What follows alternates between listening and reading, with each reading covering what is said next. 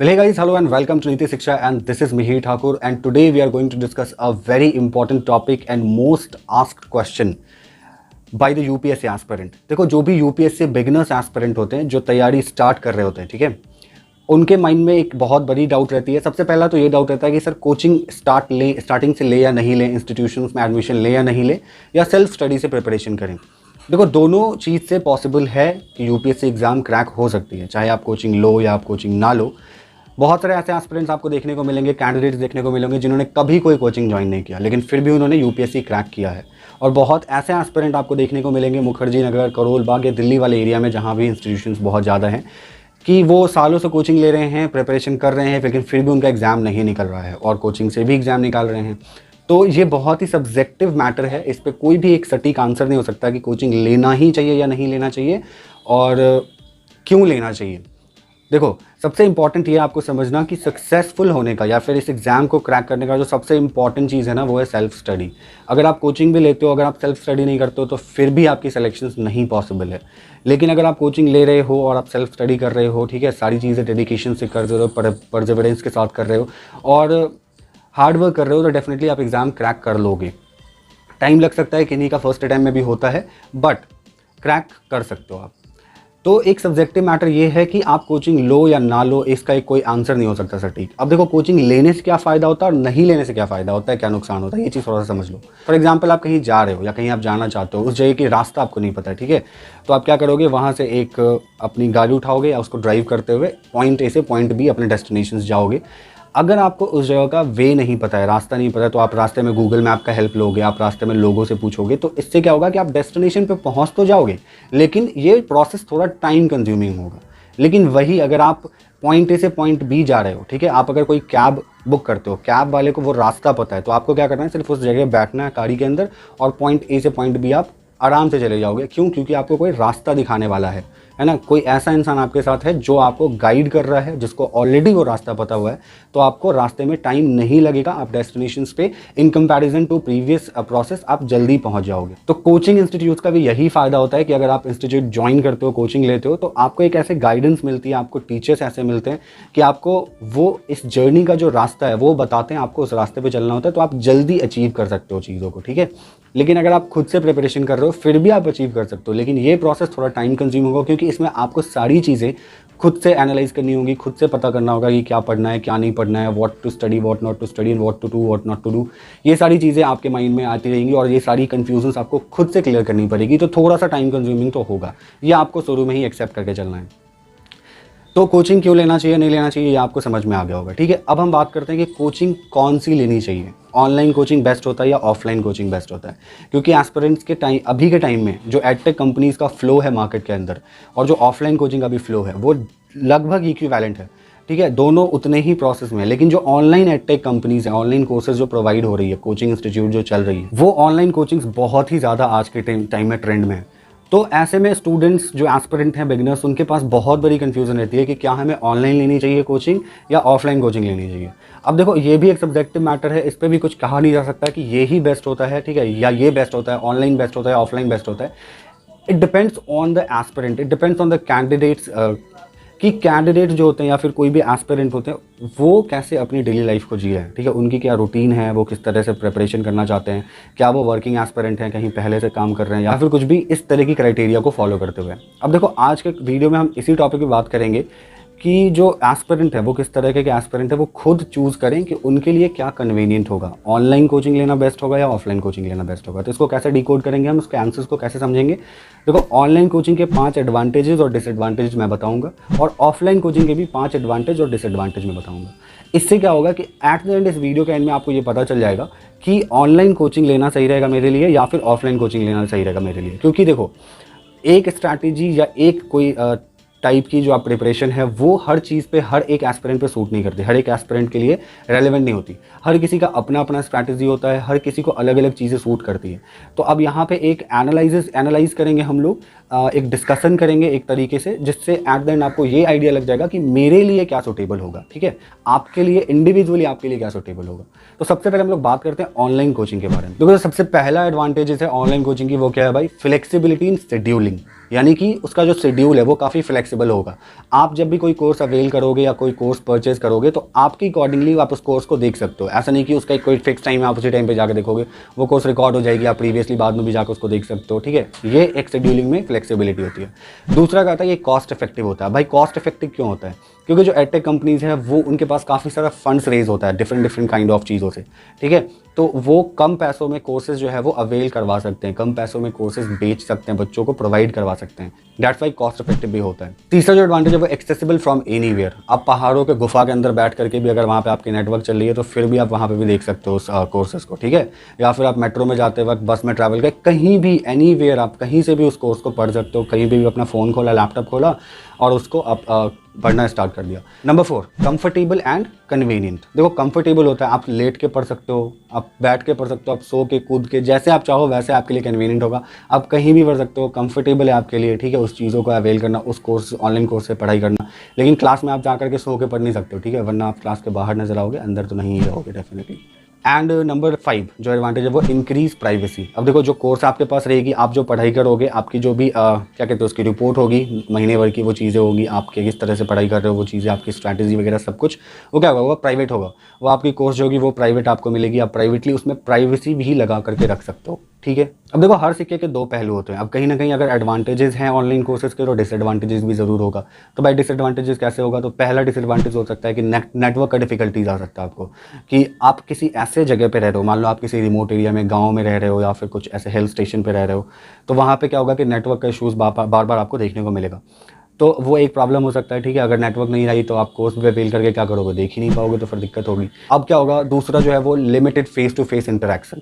वहाँ पे क्या होगा कि जो टीचर्स होंगे या आपके स्टूडेंट्स या क्लासमेट्स होगी, उनसे आप फेस टू फेस इंटरेक्ट नहीं कर पाओगे। ये एक बहुत बड़ा डिमेरिट मेरे ख्याल से मुझे लगता है कि फेस टू फेस इंटरेक्शन नहीं होने के कारण क्या होता है कि आप कई बार कई चीज़ें सीखना आप छूट जाता है आपसे, जो एक ऑफलाइन कोचिंग में आपको मिल सकता है, ठीक है। नंबर 3 जो है डिसएडवांटेज वो है लैक ऑफ अकाउंटेबिलिटी। अब देखो किसी क्लास में आप ऑफलाइन जाकर के पढ़ रहे हो तो वहाँ पे जो टीचर्स आपको पढ़ा रहे हैं, आपके मन में कोई डाउट आया या वो टीचर ढंग से नहीं पढ़ा रहे, तो आप वहाँ पे क्वेश्चन राइज कर सकते हो, ठीक है। वो टीचर्स अकाउंटेबल होंगे आपको आंसर करने के लिए, उस चीज़ का रिस्पॉन्सिबिलिटी उठाने के लिए। लेकिन ऑनलाइन क्लासेस में क्या होती है, यहाँ पे आपके पास ये अकाउंटेबल नहीं होंगे टीचर्स, आपके पास ये अकाउंटेबिलिटी नहीं होगी, टीचर्स के पास अकाउंटेबिलिटी नहीं होगी, आप उनसे डायरेक्ट इंटरेक्शन नहीं कर सकते, क्वेश्चन नहीं राइज कर सकते हो।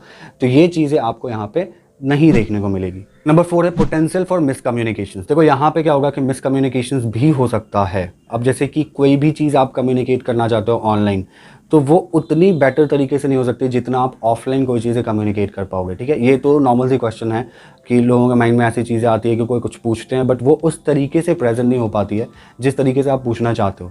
क्योंकि जो ऑनलाइन आप मैसेज टाइप करोगे या मेल करोगे या कुछ भी करोगे, वो एक अलग चीज़ हो जाता है। लेकिन आप ऑफलाइन कोई चीज़ें जा करके पूछते हो या फिर कोई ऐसा चीज़ आप प्रेजेंट करते हो, तो वो उस तरीके से प्रेजेंट होगी जैसा आप प्रेजेंट करना चाहते हो।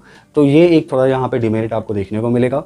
एंड जो लास्ट डिसएडवांटेज है वो है पर्सनलाइजेशन का एंड पीयर टू पीयर जो कनेक्शंस होता है, वो आप एक कॉम्पिटिशन्स जो क्लास के अंदर में बनती है, वो कॉम्पिटिशन्स नहीं बन पाएगी यहाँ पे। तो ये भी चीज़ एक बहुत बड़ा मैटर है, किस तरीके से जो है वो कंपटीशन आप देख पाओगे। क्यों? क्योंकि ऑनलाइन क्लासेस में आप अकेले एक रूम में बैठ के पढ़ रहे होते हो, आपको पता नहीं कि आपके साथ जो एस्पिरेंट्स प्रिपरेशन कर रहे हैं वो आपसे कितना आगे निकल गए हैं। हालांकि ठीक है, ऑनलाइन में भी ये भी फंक्शंस आ चुकी है कि आप क्या कहते हैं, वो चीज़ें आप एनालिटिक्स में जाकर के देख सकते हो, वो चीज़ें आप समझ सकते हो कि बाकी जो एस्पिरेंट्स आपके साथ इस कोर्स को अवेल कर रहे हैं वो कितना आगे हैं आपसे, आप कितने पानी में हो, वो सारी चीज़ें। बट फिर भी ऑफलाइन जो है वो एक अलग पर्सपेक्टिव प्रोवाइड करता है आपको, ठीक है। तो ये एक डिमेरिट आपको देखने को मिलेगी ऑनलाइन में। अब देखो ये ऑनलाइन कोर्स किसके लिए सही है, ठीक है, कौन इनको अवेल करे। देखो जो वर्किंग एस्पिरेंट है, जो ऑलरेडी कहीं जॉब कर रहे हैं, ठीक है, उनको ये कर लेना चाहिए, ऑनलाइन कोर्स अवेल करना चाहिए। जो एस्पिरेंट कहीं दूर रह रहे हैं, जहाँ पे कोई कोचिंग इंस्टीट्यूट नहीं है और वो अपने घर से बाहर नहीं जा सकते हैं, अपने होम टाउन में ही रह के पढ़ना है उनको, तो फिर वो अवेल कर लें। तीसरा, अगर आप उतना अफोर्ड नहीं कर सकते ऑफलाइन कोचिंग की खर्चे, तो आप ऑनलाइन कोचिंग ही अवेल करो, क्योंकि यहाँ पे पैसे कम लगेंगे आपको। और जो बाहर के खर्चे होते हैं ना, जैसे रूम रेंट हो गया, खाना हो गया, मेस का खर्चा हो गया, लाइब्रेरी का खर्चा हो गया, बहुत सारे खर्चे होते हैं, वो सारी चीज़ें आपको ऑनलाइन में नहीं करनी पड़ेंगी। तो ऐसे कोई एस्पिरेंट हैं तो वो ऑनलाइन कोर्सेज अवेल कर सकते हैं, ठीक है। और अपने हिसाब से आप देख लो कि आपको क्या चीज़ें सही लगेंगी, ठीक है, किन चीज़ों में आप कन्वीनियंट फील करोगे प्रिपरेशन करने के लिए। एट द एंड देखो क्या मैटर करता है कि सक्सेस चाहिए आपको, ठीक है। तो अपने हिसाब से देख लो, फिर आप ऑनलाइन लो या ऑफलाइन लो। फिर अब देखो, अब हम लोग बात करेंगे ऑफलाइन कोचिंग के बारे में, ठीक है। तो ऑफलाइन कोचिंग की 5 एडवांटेजेस क्या है और 5 डिसएडवांटेजेस क्या है, इस पर बात करते हैं। देखो सबसे पहले एडवांटेजेस की बात करते हैं। जो पहला नंबर का एडवांटेज है वो आपको क्या मिलेगा भाई, कि पर्सनलाइज अटेंशन। जो आपको अटेंशन वहाँ पे मिलेगी वो एक अलग होगा ऑफलाइन कोचिंग में, ठीक है। तो वहाँ पे आप अटेंशन गेन कर सकते हो, वहाँ पे चीज़ों को आप पर्सनली जान सकते हो, समझ सकते हो, ठीक है। दूसरा जो इंपॉर्टेंट एडवांटेज है वो है इमीडिएट फीडबैक। मान के चलो अगर आप प्रिपरेशन कर रहे हो, ठीक है, आपने कोई टेस्ट लिखा, ठीक है, आपने कोई आंसर राइटिंग प्रैक्टिस करी, आपने कोई मॉक टेस्ट लगाया, टेस्ट सीरीज ज्वाइन किया, तो वहाँ पे आपको क्या होगा कि इमीडिएट फीडबैक मिल जाएगा उसका, ठीक है। या फिर आप कोई ऐसे लिखे, ठीक है, आप जाकर के टीचर से चेक करवाए, तो टीचर्स वहाँ पे आपको तुरंत ये फीडबैक दे देंगे कि आपको क्या सही करना है, यहाँ पे क्या गलत आपने लिखा है ना, वो सारी चीज़ें। लेकिन ऑनलाइन में ऐसी चीज़ें नहीं हो सकती। आप ऑनलाइन में सबमिट करोगे, फिर वो देखेंगे, फिर आपको रिप्लाई करेंगे, तो ये एक लंबा प्रोसेस हो जाएगा।